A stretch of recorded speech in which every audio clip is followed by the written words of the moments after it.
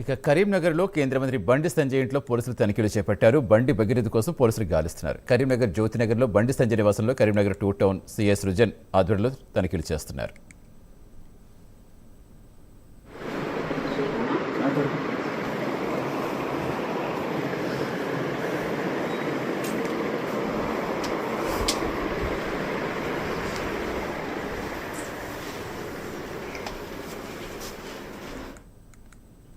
కరీంనగర్లో కేంద్ర మంత్రి బండి సంజయ్ ఇంట్లో పోలీసులు తనిఖీలు చేపట్టారు. బండి భగీరథ కోసం పోలీసులు గాలిస్తున్నారు. పూర్తి సమాచారం ఇచ్చేందుకు మా కరెస్పాండెంట్ రాజు జనతర్ రాజు ఇప్పటికీ లుకౌట్ నోటీసులు జారీ చేస్తారు. భగీరథ కోసం 4 బృందాలు ముమ్మరంగా గాలిస్తున్నాయి. ఏమన్నా ఆచూకీ తెలిసిందా? ప్రస్తుతం కేంద్ర మంత్రి అక్కడ కరీంనగర్లో కూడా ఇంట్లో సోదాలు చేశారని చెప్తున్నారు. ఏం చెప్తున్నారు పోలీసులు? సతీష్, తెలంగాణ రాజకీయాల్ని కుదిపేస్తూ సోషల్ మీడియాని అట్టుడు చేస్తూ కొనసాగుతున్న పోక్సో కేసులో మరో కీలక పరిణామం అయితే చోటు చేసుకుంది. కేంద్ర హోంశాఖ సహాయ మంత్రి బండి సంజయ్ కుమారుడు బండి భగీరథ పై నమోదైన కేసులో అయితే పోలీసులు దర్యాప్తును అయితే మరింత వేగవంతం చేశారు. ఇప్పటికే పలుమార్లు విచారణకు హాజరు కావాలని నోటీసులు జారీ చేసిన పోలీసులు ఇప్పుడు లుకౌట్ నోటీసులు కూడా జారీ చేసినట్లయితే సమాచారం. దీంతో ఈ వ్యవహారం అయితే రాజకీయంగానే కాదు, ఇటు పోలీసు వర్గాల్లోనూ తీవ్ర చర్చకైతే దారి తీస్తుంది. ఇటు భగీరథ ఆచూకీ కోసం పోలీసులు 4 ప్రత్యేక బృందాలను అయితే ఏర్పాటు చేసి గాలింపు చర్యలు అయితే ముమ్మరం చేశారు. కరీంనగర్, హైదరాబాద్, ఢిల్లీ ప్రాంతాల్లో ఒకేసారి నిఘా పెంచినట్లు కూడా సమాచారం. అయితే టెక్నికల్ ఆధారాలు, కాల్ డేటా, ఇటు సీసీటీవీ ఫుటేజ్, సన్నిహితుల వివరాలు సేకరిస్తూ కూడా ఈ పోలీసులు దర్యాప్తును అయితే వేగవంతం చేస్తున్నారు.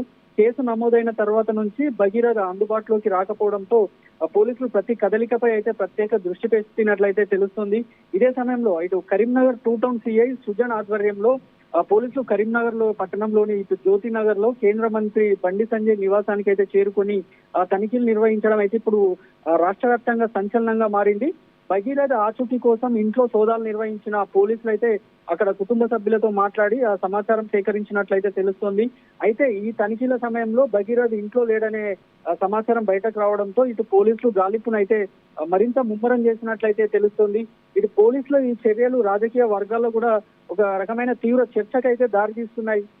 ఒకవైపు ప్రతిపక్ష పార్టీలు ఈ వ్యవహారాన్ని పెద్ద ఎత్తున ప్రస్తావిస్తూ ఆ ప్రభుత్వం పోలీసులపై అయితే ఇటు విమర్శలు గుర్తిస్తుండగా, మరోవైపు బీజేపీ నేతలు మాత్రం రాజకీయ కక్ష సాధింపుతోనే భాగంగానే ఈ కేసునైతే ఉపయోగిస్తున్నారంటూ కూడా ఆరోపిస్తున్నారు.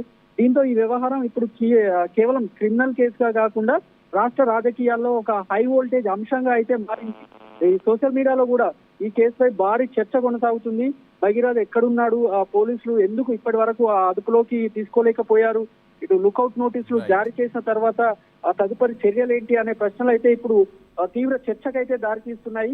ముఖ్యంగా కేసు నమోదయ్యి రోజులు గడుస్తున్నా కూడా భగీరథ ప్రత్యక్షం కాకపోవడం అయితే అనేక అనుమానాలకైతే తావిస్తుంది.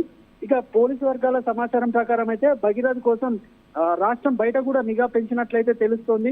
అవసరమైతే ఇతర రాష్ట్రాల పోలీసులతో కూడా సమన్వయం చేసుకొని చర్యలు తీసుకునే అవకాశాలు ఉన్నట్లు కూడా తెలుస్తోంది. అయితే మరోవైపు ఈ కేసులో సేకరిస్తున్న ఆధారాలు, ఇటు స్టేట్మెంట్లు, డిజిటల్ ఎవిడెన్స్ ఆధారంగా కూడా పోలీసులు తదుపరి చర్యలకైతే సిద్ధమవుతున్నట్లయితే తెలుస్తుంది. అయితే ఈ నేపథ్యంలో ప్రస్తుతం తీవ్ర చర్చగా మారిన అంశం ఏంటంటే భగీరథ స్వయంగా విచారణకు హాజరవుతాడా, లేక పోలీసులు మరింత కఠిన చర్యలు తీసుకొని అదుపులోకి తీసుకుంటారా అన్న దానిపై అయితే ఒక సస్పెన్స్ అయితే నెలకొంది. మొత్తంగా తెలంగాణలోనే కాదు, ఇటు యావత్ జాతీయ రాజకీయాల్లో ప్రకంపనలు సృష్టిస్తున్న ఈ పోక్సో కేసు రోజు రోజుకైతే మరింత ఉత్కంఠగా అయితే మారుతోంది. Satish, right, thank you Raju.